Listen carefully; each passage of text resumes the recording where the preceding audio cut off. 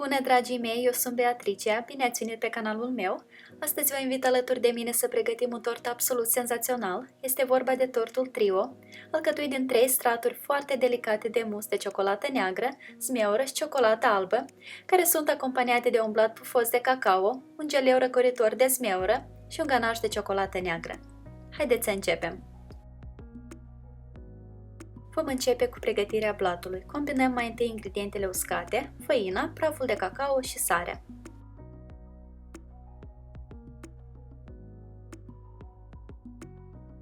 Într-un bol separat adăugăm ouăle la temperatura camerei, zahărul și pasta sau esența de vanilie. Batem ouăle începând cu o viteză mică și mărind-o treptat până la maxim, timp de aproximativ 5-6 minute sau până când ouăle își triplează volumul și devin deschise la culoare.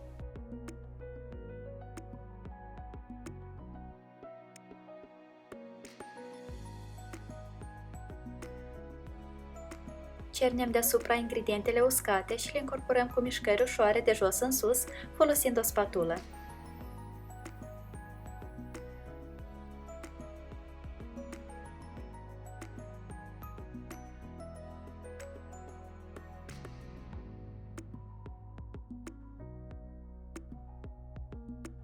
Distribuim blatul într-o formă rotundă tapetată cu hârtie de copt cu diametrul de 20 de cm și îl coacem la cuptorul preîncălzit la 180 de grade, timp de 15-20 de minute sau până când trece testul scobitorii.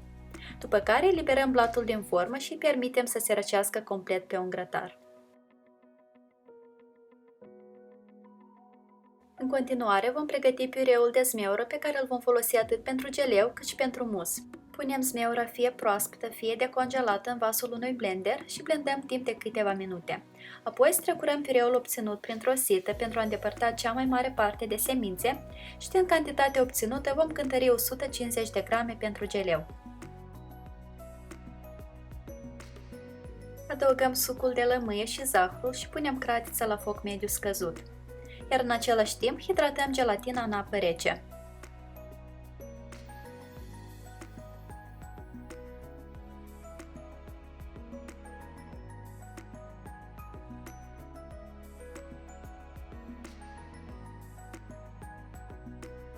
Când tot zahărul s-a topit și apar primele semne de fierbere, oprim focul și adăugăm gelatina hidratată. Amestecăm activ până se topește complet și turnăm compoziția într-o formă sau un inel cu diametrul de 18 cm, așternut cu o folie alimentară.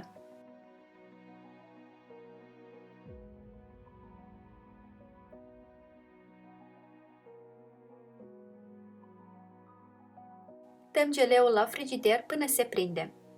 Când blatul s-a răcit complet, iar geleul s-a prins, putem pregăti primul strat de mus. Este de asemenea o idee bună să pregătim și forma sau inelul pentru asamblarea tortului. Punem inelul de 20 de cm pe platforma sau farfurie de servire, acoperim marginile din interior cu o folie de acetat și introducem foaia de blat. Iar acum vom bate frișca rece de la frigider împreună cu zahărul, pudra și pasta sau esența de vanilie. Vom bate întreaga cantitate de care avem nevoie pentru toate cele 3 musuri. Este foarte important să nu batem frișca excesiv, doar cât se îngroașă puțin și obținem niște vârfuri foarte moi.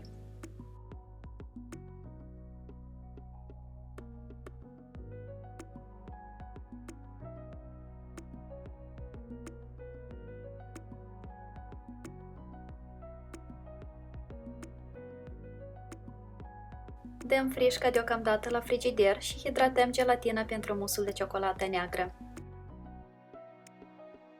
Într-o cratiță adăugăm laptele și îl aducem aproape de fierbere.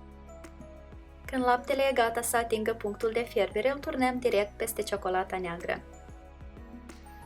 Lăsăm bolul neatins timp de 1 minut, după care amestecăm totul bine cu un tel până toată ciocolata se topește și obținem un amestec omogen. Gelatina între timp s-a hidratat, însă pentru că compoziția deja nu mai este suficient de fierbinte pentru a o topi, o voi topi separat la cuptorul cu microunde pentru 10 secunde. Turnăm gelatina topită în compoziția de ciocolată și amestecăm activ.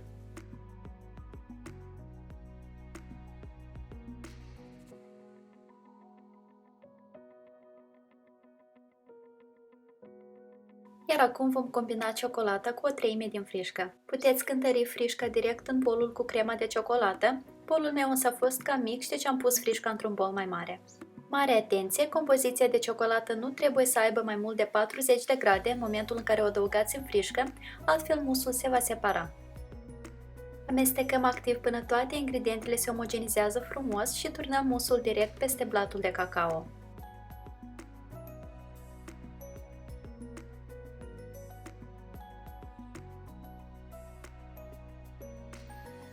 Dăm forma la congelator pentru 20-30 de minute pentru a permite primului strat de mus să se prindă puțin înainte de a turna următorul strat. În continuare, hidratăm gelatina pentru musul de zmeură. Punem 250 de grame de piure de zmeură într-o cratiță, adăugăm zahărul și amestecăm. La primele semne de fierbere, oprim focul și adăugăm gelatina hidratată.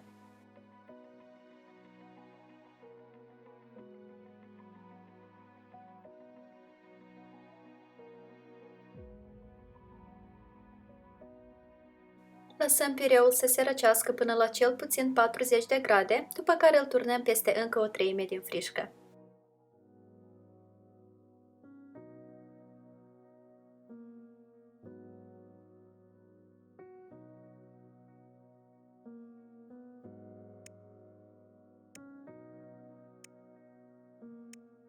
Între timp, primul strat de mus s-a prins suficient, adăugăm mai întâi stratul de geleu, iar apoi turnăm deasupra musul de zmeură. Dăm forma din nou la congelator pentru încă aproximativ jumătate de oră și trecem la pregătirea musului de ciocolată albă.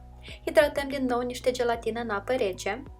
La fel ca și în cazul musului de ciocolată neagră, turnăm deasupra ciocolatei laptele fierbinte și amestecăm până toată ciocolata se topește.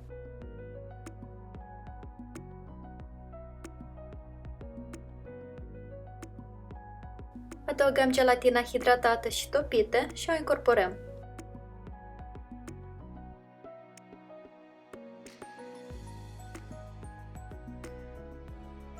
Când compoziția s-a răcit suficient, o adăugăm peste ultima treime din frișcă.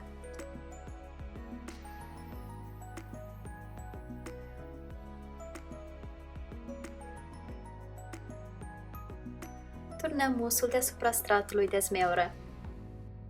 La această etapă putem da tortul fie la congelator, fie la frigider, timp de câteva ore sau peste noapte. Eu prefer să-l dau la congelator pentru prima oră, pentru a grăbi puțin procesul. Unul dintre elementele cu care voi decora tortul astăzi sunt aceste triunghiuri de ciocolată albă cu zmeură liofilizată. Pentru a le pregăti, turnăm niște ciocolată albă temperată pe o hârtie de copt și o distribuim cu o paletă într-un strat subțire și cât mai uniform posibil, formând astfel o formă de dreptunghi. Dacă nu ați mai temperat ciocolată până acum, voi lăsa în descriere linkul către un video detaliat dedicat în întregime acestui subiect. La dorință, presărăm deasupra ciocolatei zmeură liofilizată. Zmeura sau fructele liofilizate sunt fructe care au fost uscate printr-o metodă de îngheț. Au o aromă și un gust foarte vibrant. Când stratul de ciocolată nu mai este lucios și nu se mai lipește de deget, putem tăia dreptunghiul în mai multe dreptunghiuri sau pătrate și apoi din acestea trasăm triunghiuri.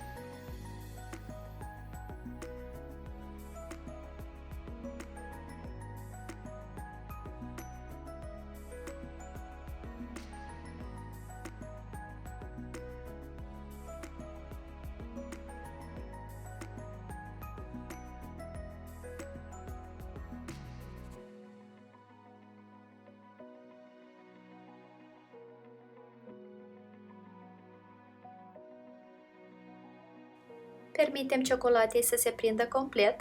Dacă în încăpere este răcoare, acest lucru nu durează mult. Oricum, atunci când lucrăm cu ciocolata, temperatura camerei e bine să nu depășească 22 de grade. Când ciocolata s-a setat, putem desprinde cu atenție triunghiurile de pe hârtie. Înainte de a decora tortul, vom pregăti ganașul de ciocolată. Turnăm frișca bine fierbântată direct peste ciocolată și lăsăm bolul neatins timp de 2-3 minute. După care amestecăm totul împreună până ciocolata se topește complet și adăugăm untul la temperatura camerei.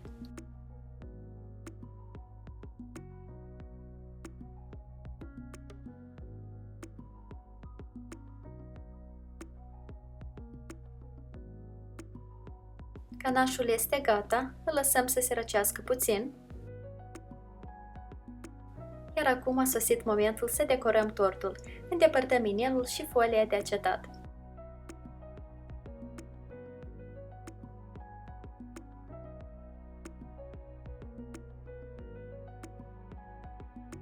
Decorăm tortul cu picături din ganaș. Cu cât mai multă presiune veți pune pe margine cu lingura, cu atât mai departe vor curge picăturile.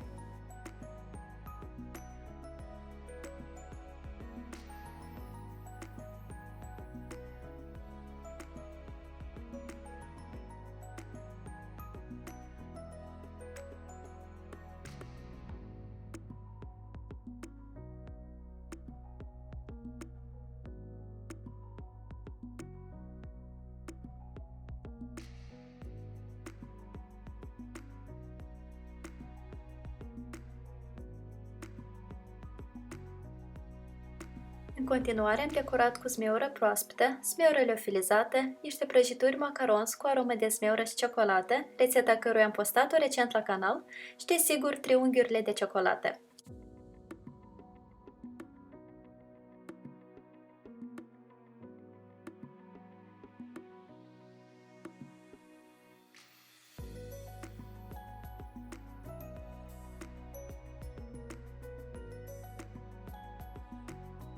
Tortul este gata de savurat, este o adevărată gingășie. Musurile au ieșit atât de fine și delicate, practic se topesc imediat în gură, iar zmeura oferă un contrast ideal aromelor de ciocolată, balansând totul prin prospețimea și vibranța sa.